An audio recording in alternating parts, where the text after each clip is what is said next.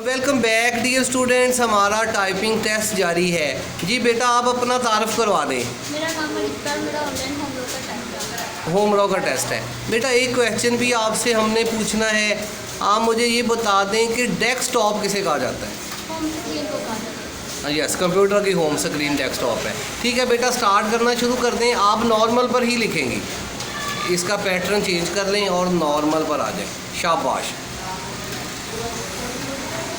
बिल्कुल इजी होके लिखें और बेस्ट परफॉर्मेंस देने की कोशिश करें आप।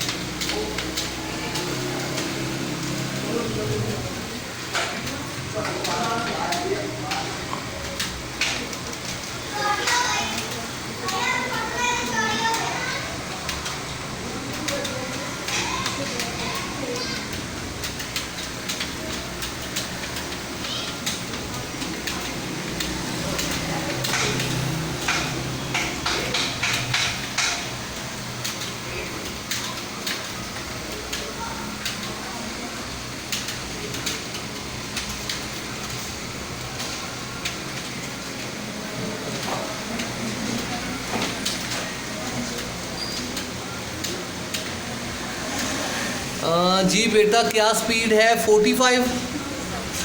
यस जी, 45 स्कोर है।